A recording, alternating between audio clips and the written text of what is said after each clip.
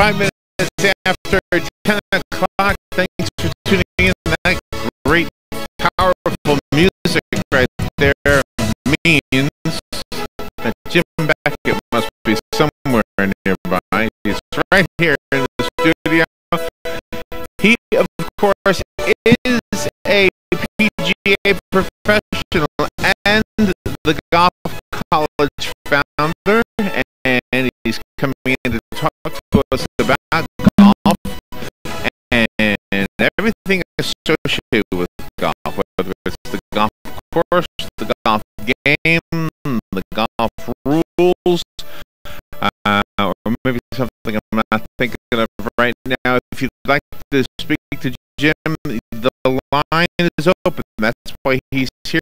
The phone number is the WOCA Climate Control Source Hotline, 622 WOCA 622-9622. If you're watching online, I see a few numbers on there, and you're out of the area, you'll need the area code, which is 352. So 352-622-9622. Let's talk golf. Beckett, good morning, Jim. Good morning, Larry. How did you hurt your wrist? The doctor said it's probably I was exercising. I've been trying to get in a little better shape. So, as you know, or as you can see, when I stand up, I have a hard time standing up with my back. Yeah. But at the same time, then I can't make the full swing pivot as you should get full potential. So I was trying to get my arms a little more flexible, and my hands and wrists a little stronger. So, not a good injury for a golfer. I'm astonished. I wasn't exercising very hard. I was only using 5 pounds. I mean, my granddaughter can do that. Wow. Was you just did the wrong way or something? He says I was doing 3 things, and he said one of them probably wasn't the most beneficial. Did you notice it right away? No, came on slowly. Oh, wow. A little bone slipped or something. Oh. So he shoved it back in shape and then wants me to keep it mobilized for a week or 2.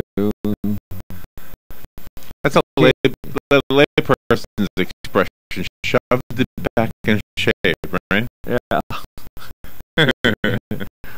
Well, he said it hurt. And I said, well, yeah, it's sensitive. He said, can I push it? If I can push it back in there, it'll heal quicker. Uh-huh. I was like, push. And did it really hurt when he did that? Actually, No. I have a different attitude about pain. You know, I learned it as a kid. I noticed if you cut your hand and it bled and you saw it, it hurt. But if you take a razor blade and cut somebody, they don't feel it. They don't see it. They don't feel it. I don't know this. So how do you know this? we're kind of taught first. So I'm an anti-hurt person. I got you. If you don't know about it, the doctors say I hurt lot. That's a big deal. You know, we donate blood, and I do not look when they put the needle in the arm. No. I mean, I don't know if it's just queasiness or what. I mean, I'm okay with giving blood, but it's just, I don't look. I don't either. Do your thing. Tell me where I can go. You know, so much of that is psychological, and that is a segue into golf. More people think golf is 99% physical. It is not. It is when you're first learning because it's something new you haven't done before. But basically, once you make solid contact, you'd be a great golfer. So that I just showed you how simple it was to make contact with the ball. You'd approach it more objectively and not get sidetracked with all the golf mumbo jumbo. And if any listeners out there want to know about that, do you know what we had to learn to ignore, and it was hard to learn this, was hecklers. When Robin and I would do a stage show, if we had, you know, 300 people that were loving what we were doing, but one person for some reason just wanted to be nasty. Right. It was difficult to actually enjoy doing the show, and probably affected how well we did the show.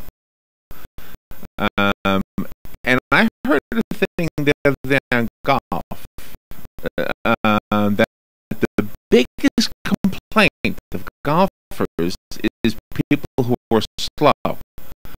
So that would be on my shoulders. Even though nobody's heckling in that situation, I would feel conscientious that I wasn't going quick enough, especially if I saw the guys behind me ready to, just waiting for me. I think I'd probably wait and let them go past. Well, some people do that, but let me give you a scenario that works best. It's no different than you're in traffic with a car. If you're keeping up with the people you're following, there's nowhere for those people back there to go. You shouldn't even look. Now, if you got a big open space in front of you, now you should look back. So it's kind of like that person driving in a left-hand lane going slower than the speed limit. Yeah. You know. So the courtesy, or the common courtesy, I guess you would say, is the whole rule book in golf could be real simple. Count all your strokes. Don't damage the course, and keep up with the people you're following. What's the maximum number of strokes? Well, we encourage people, so partly for their own benefit, not to take more than double bogey, which should mean on a par 4, when you get to 6, go ahead and move on, because now you're going to be rushing, you're going to take a higher number, you're going to get frustrated with it. And quite frankly, I adamantly recommend people who don't play on a regular basis in semi-competition, why keep score? Who cares? Well, yeah, but I never keep score. But don't you want to see if you got better next time? See, I would be playing against myself if. Okay. The way to keep score, you take the scorecard. The scorecard have room for 4 players. It'll also have another couple of lines, so you basically have 6 blocks on each hole. So write down, grade yourself how good your drive was in your second shot, your third shot, and give yourself a grade like in school, A, B, C, D, E, F, and see what your grade would be. And you want to get your grade up to C plus before you keep score. And everybody shown that too thinks that's wonderful. They do? Oh, okay. Yeah, they'll call me and say, but I think when you get to that 19th hole and you're talking with everybody, don't you want to have a number? I don't. You don't? No. I want to say I played well and I enjoyed the day. I missed a few more shots than I wish I did. I wrote down on the scorecard the areas that I want to practice so that I have time to practice to make that part of the game better. So if I putted poorly or hit bad sand shots or bad chip shots or bad irons, bad fairway woods or bad drivers.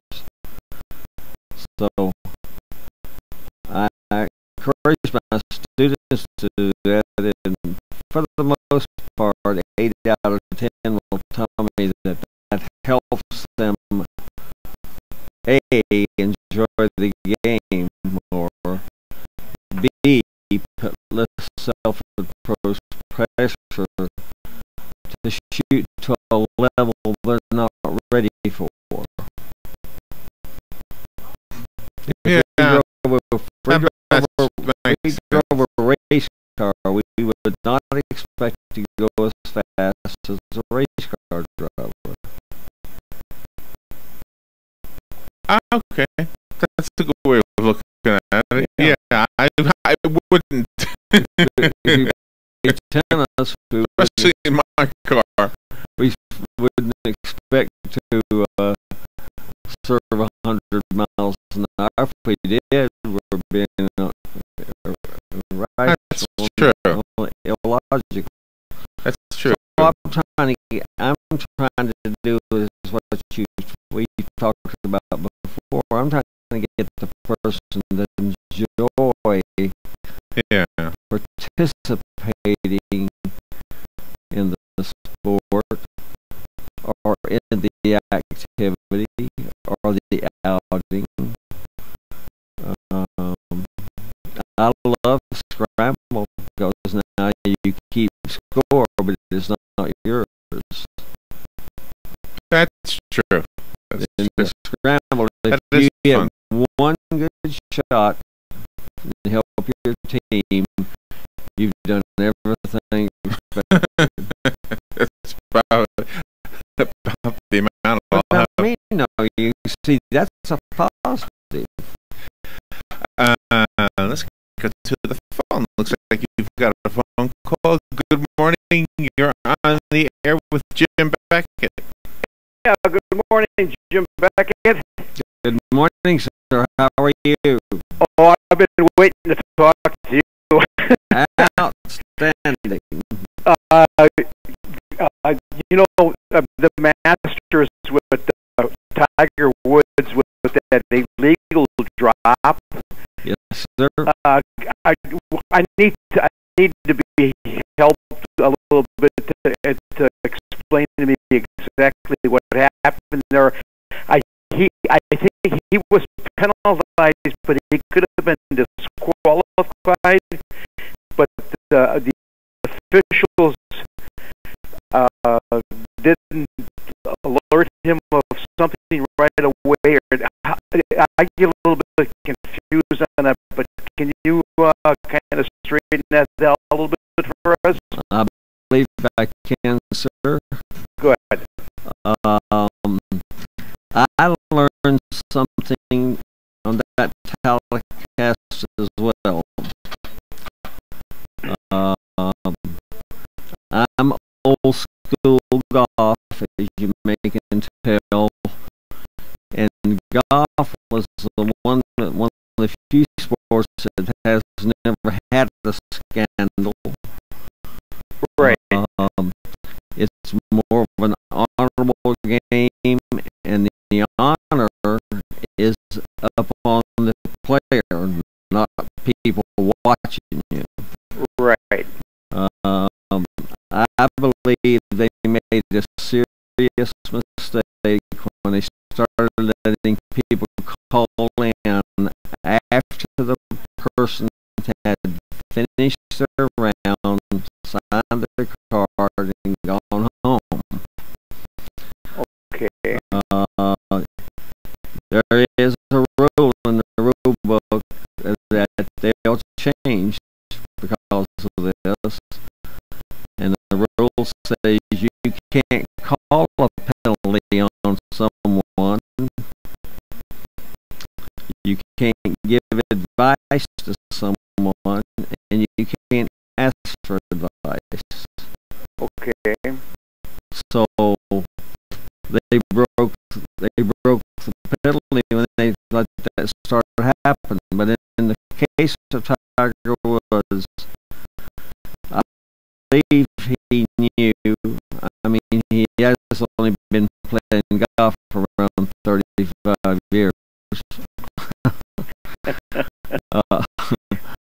34 years, excuse me. When you hit into the hazard like that, it matters if it's a yellow marked hazard, which is a true hazard, or it's a lateral water hole. So there's two different things. In this case, I think they showed it on TV. He could have pulled out within 2 club lengths of the entry into the water. Right. But the slope was so steep that would have given him a really difficult shot. So that comes out. The one he chose was you can go back to the spot by which you hit the ball. Oh. And hit it again. Well, what he did, and he kind of said this, which surprised me. He backed up about 2 steps. Therefore, you can see the divot on TV. And when I saw that, I told my wife, I said, look, he's making an illegal drop unless they've changed the rule. Yeah. And they changed them too often, quite frankly. Yeah. Anyway, he dropped about 2 steps back, and the real reason he dropped back was it was a little flatter line. Therefore, as you're a golfer, you know that you'd rather have a flatter lie than a lie with a little angle on it. Right. So when he did that, he did not drop as close as proximity to the original spot he did. Okay. Now, if he dropped that ball and it went in the divot that he made, he probably could re-drop that, but and there was you had to stay in close proximity. So most people would consider that 1 or 2 feet at the most. Right.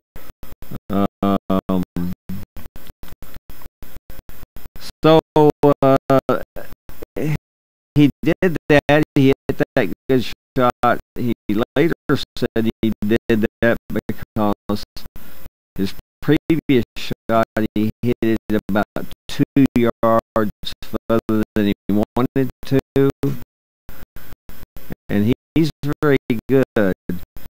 But he said he backed up 2 yards so he had a better shot.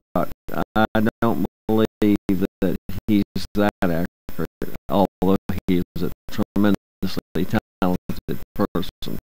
Yeah. If you're a golfer, can you hit 2 balls exactly the same length from 140 yards? I don't think so, including him. So they reviewed that rule. The rules chairman came on and said, we reviewed it and we gave him a pass. Okay. I don't understand that word. No. Well, what do you mean a pass? If you broke the rule or you didn't break the rule, there's no gray area. Yeah. So they gave him a pass.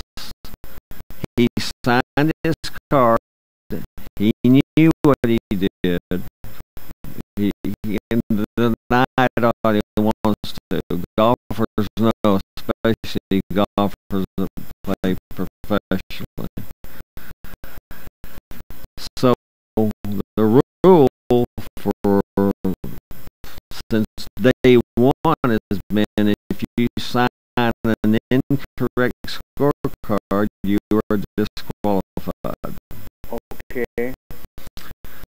I understand commercialism, you know, but we should not breach the honor and the quality of the game for a few dollars. Okay. I don't think we'd have that many less viewers. I don't think they'll buy less product. Right. I'm old school, as you can tell.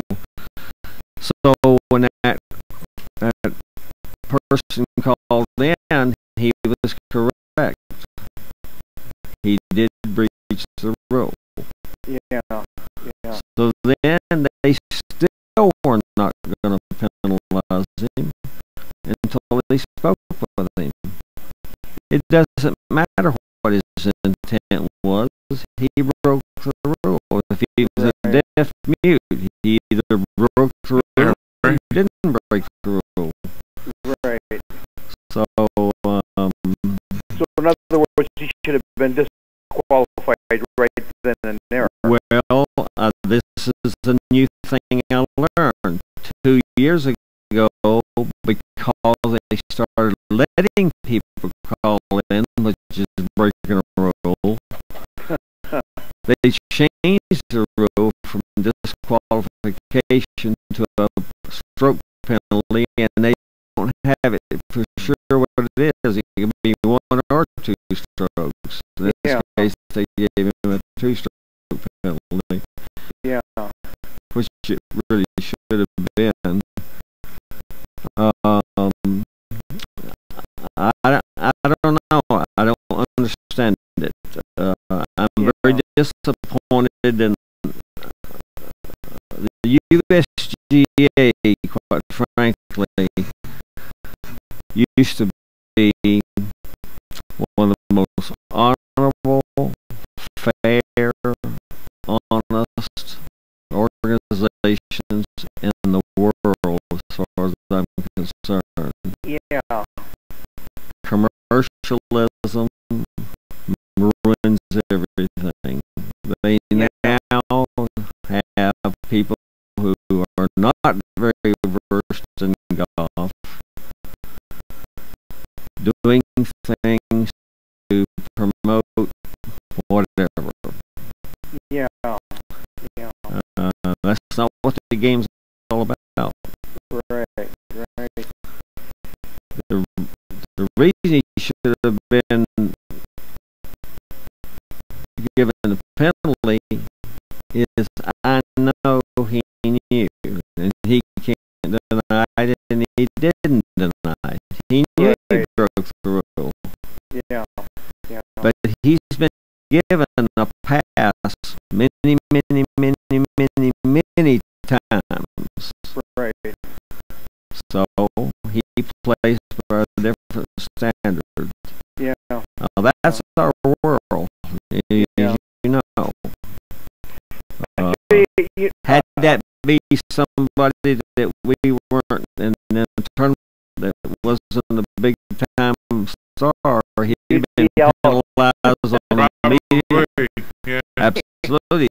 So they've breached the consistency, which drives me nuts. Yeah. And a lot of people think I'm too hard on that. It's the way it always was, and it worked. Yeah. So a few years ago, I can't remember who the golfer was, but he forgot to mark his scoreboard or his card, right, or something, and he was. Can you recall that for us? I don't know about that one specifically, but I can tell you, up until recently, anybody who broke the rule, there was no pass. Either you did it or you didn't do it. Right. It was no gray area. It was black and white. Yeah. One of the worst ones I've ever heard of is there's a rule saying you can't build a stance. Okay. That's people digging around, in a sand trap, trying to get to get a stance, or whatever. Yeah. So Craig Stadler was under a tree. They had overwatered the area, or it rained or something. He put a towel down, but his knee on it, so he wouldn't soil his trousers. Oh. And they said that was building a stance. Oh. Now, any logical person would know if you put your knee down on the ground, you get direct contact. You put a towel down, the towel might slip. If anything, he penalized himself for using a towel. And they disqualified him. He didn't get a penalty. He was disqualified, and he was near the leaderboard. Yeah. So it matters who you are, unfortunately, nowadays. And they're not consistent. Yeah. All of us, anything we do, we love consistency. If that restaurant says it's going to stay open at 9 o'clock, we go at 8:30 and they're not busy and they've closed early, we don't like that. That's right. No. All human beings like consistency. You never go wrong with consistency. Right. So I'm too opinionated about it, and I apologize, but that's just the way it is, you know. I think you're correct. I want to thank you very much. You clarified my thought process on it. It was hard to I just couldn't get it straight. What, you know, because say there's a rule, there's no rule. There's so many variables in there. It was just nothing was precise on the matter there, and I couldn't wait for this program to call and let you clarify. Way too many variables. I mean, they shot themselves in the foot, and I can't believe the Masters is the one place that doesn't reach through. It's this way it is, and that's why it has such a reputation. They didn't do themselves any good PR on that. And quite frankly, like I said, I learned a new rule. They changed the rules way too often. They added 2 years ago the rule that they would not disqualify someone for signing a bad card if the incident came up after the fact. Always in the past, when you signed the card and it was accepted, that was the end of it. There was no changing, no nothing. So that rule was made so they can have people call in. I think it's terrible. Right. Thank you very much. Thank you, sir. Bye now. Yeah, that sounds like that was great. Unfair. Yeah. I do apologize. I'm so adamant. No, I think that's why people want to hear you. The golf game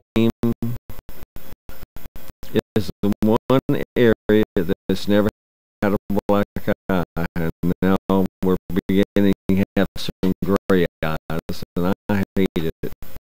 I really do. I get people yesterday, as a matter of fact, came in and they wanted they were playing a little game, a group of about 30, and they come up with the craziest scenario I'd ever heard of about shouldn't somebody be penalized. And I said, you can't call a penalty on someone. It's a game of honor. It's the person's playing responsibility. So if they're in your group and you think they're not following the rules, put them out of your group. Disqualify them. Don't get into the 19th. Don't start arguing about it. I said, I hear your side, I hear their side. How could I possibly make a fair ruling with hearsay information? Yeah, right. I said, I don't mind if I know exactly the facts. I'll tell you what the rules are. I said, and anytime you have these gray areas, call the USGA. They have an 800 number. They're part of want to know who you are and how much money you got.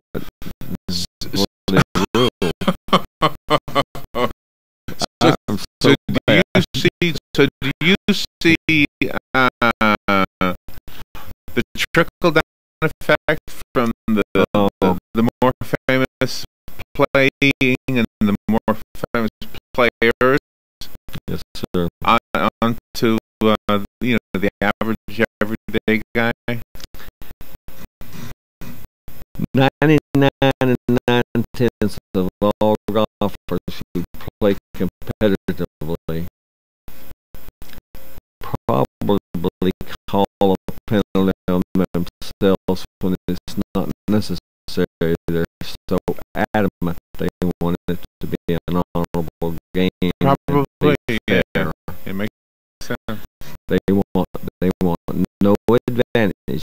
If they win, they want to know they won fair and square. And it's always been the way it is. And we've always had fudgers and cheaters. When you play the little tournaments like you guys had, and we'd have played a little more formal competition, we kept it informal on purpose. Right. It's amazing how many pencil pushers there are for that moment of glory to win that $4 prize that they spent $85 to get. I mean, it's it's human nature. So we have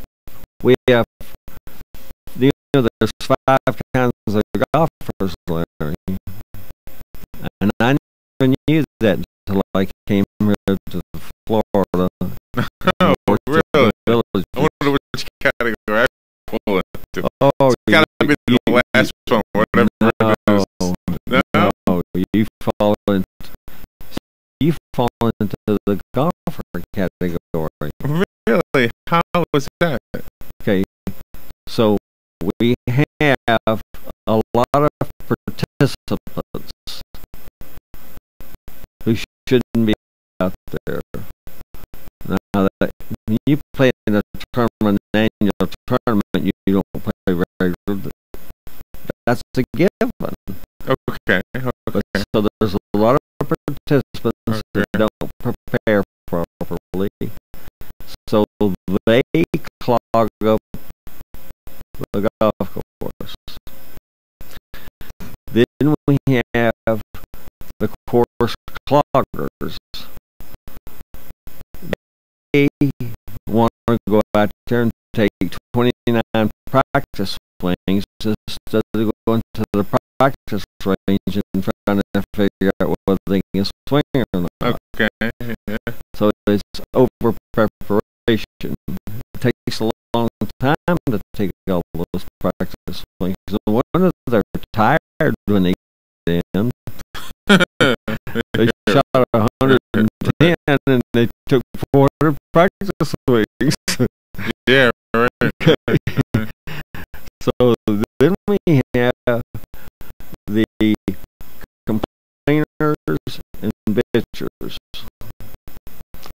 And I'm sorry, ladies, but that's more women than men. Okay. Then we have the alibis, which is almost 99.9% men. It's never their fault. Did you hear that bird chirping? Right. Did you see that shadow move? Yeah. That leaf fell? Whatever. Well, that sounds like us guys.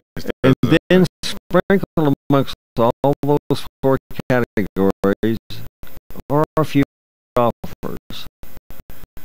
And those golfers go out with a proper intent, ask for information like you did with me.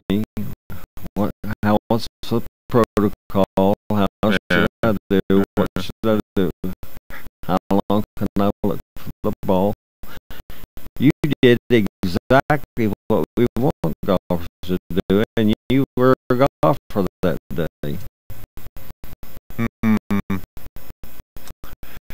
But I remember being corrected too. We as a team were corrected because we didn't know. I think what we didn't understand was the whole scramble part of it. The scramble part's a little bit difficult, but the best way to understand it is if one golfer went out there, they're going to count all their shots. So if you have a scramble team, you're only one golfer, but all four get to try every shot. So every time your shot would be the best, you're going to pick yours. And when yours is not the best, it don't matter that you miss.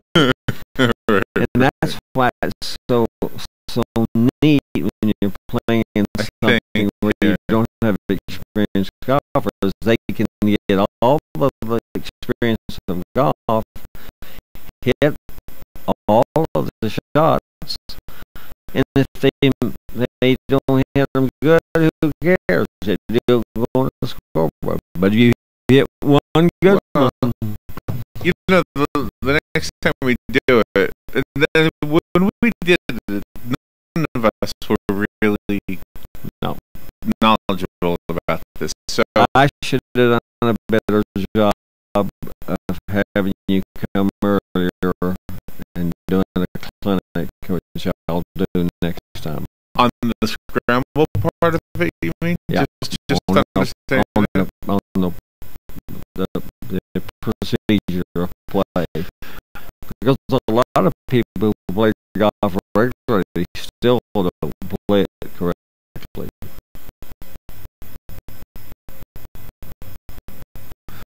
That's the same thing with guitar, by the way. I'm sure. It is.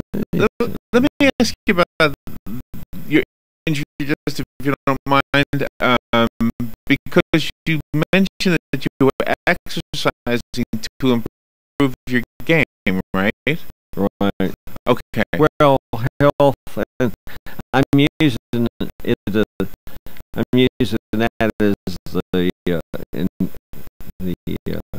encouragement. Okay. So I can, as I'm now that I'm more than 49 years old, you lose some strength, you lose some flexibility, you lose some balance. You're just exercise. You're not doing golf-specific exercises. No, this is something that my doctor gave me I got to do. This is something anyone more than 49 should do anyway.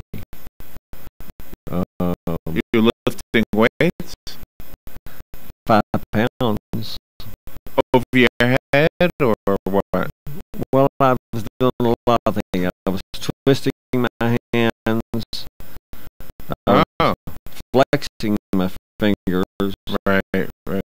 I was doing arms forward and sideways. I was trying to get everything from the elbow down to be a better clamp, for the lack of a better word. Okay. So I could hold the club more securely, apply some additional energy from forearm, wrist, and hand. So I guess the question that I want to ask, based on what you had said earlier, is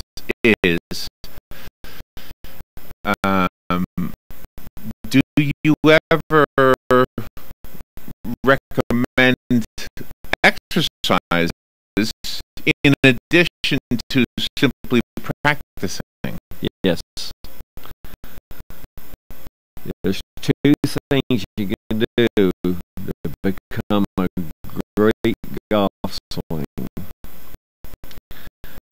You buy a dowel rod at a hardware store. Okay.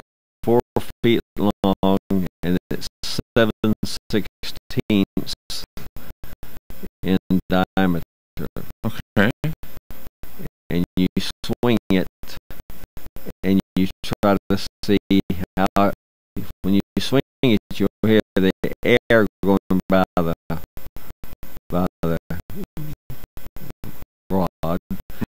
and it makes a whooshing sound, Right.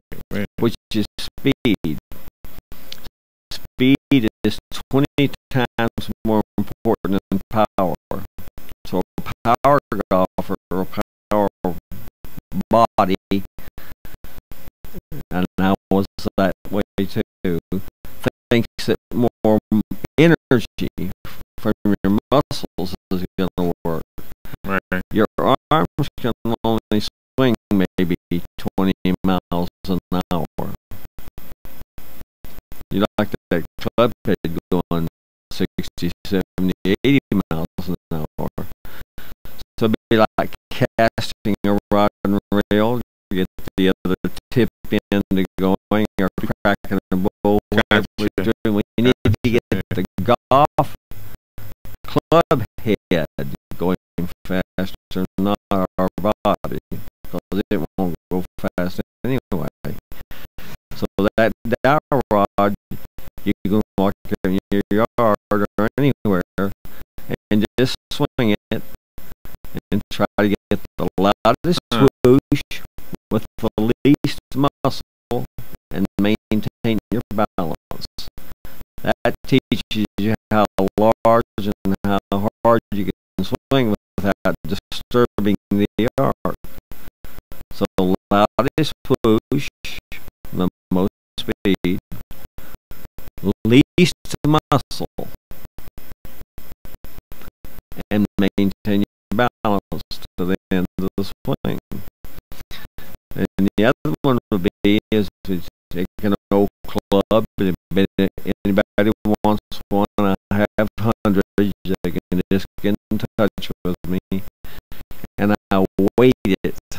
You can buy a weighted club, you're going to have to spend $80 or $100 for it, or whatever it is. Mm-hmm. But you can take an old beat-up club and weight it, and swing a weighted club. Now you're practicing your swing. It's making you feel gravity and centrifugal force more. So now you're getting in tune. You're going to get your shoulders and your torso and your knees. You're dancing with it per se. You're trying to just swing the club and get the feeling of what the swing feels like. So you swing from muscle memory, not from all the things people tell you got to have in your head. So those two things are wonderful. So the exercise, And now you're exercising your body too. but it accomplishes both the physical as well as the mental. Absolutely. The mental part is with the stick. They sell speed sticks, but they cost a lot of money. Yeah, but you get that. What you just described, you can get the It costs about $1.50. yeah. I don't think you get I art sell store. They I have. sell them for $300 at college, and I discount them to students for $150. Oh, Or they can go to the hardware and get one for about $1.50. But it's not my speed sticks. That's right. That's right. I gotta put a label on it. And I want to make it Put the name on it. Yeah. I was going to chat with you. I was really into that conversation you were having with the caller. Yeah. Because it really did sound like there's a kind of a double standard, I guess. For You see what they did? They made people like that, other golf enthusiasts who support the game, confused, and now yeah, they're not exactly sure what the deal is. And the rule book is, you need to be a lawyer to read the rule book anymore. That's a really good point, Rules Jim. should be very simple, you know. If somebody wants to take lessons with you, where do they call? My cell phone is best, and I will answer it at some point in time. Uh-huh. It's 352 470 Uh-huh. 3876. And I Okay. currently have the Golf College satellite campus at the Golf Liquidators Village Golf Liquidator Golf Store, which has a simulator. It's a fabulous setup. Cool. Always fun to chat with you, Jim. Again, call us if you need that number repeated, and if you need any information. And we'll see you next time you come in. You know, gonna I hope gonna your wrist start- gets better quick. start free clinics pretty soon. Free clinic. Maybe Oh, next month. You know, in the summertime you do that because it's air conditioning, and that person, they want to ask questions. It's a Q&A and a demonstration of oh wow. ideas and subjects that you might want to talk about. That sounds like a really good one. Yeah. Yeah. A good idea. For me, even just to do the show, Yeah. it'll be helpful. Thank you, Jim. Thank you. We'll take a little break. We'll be right back.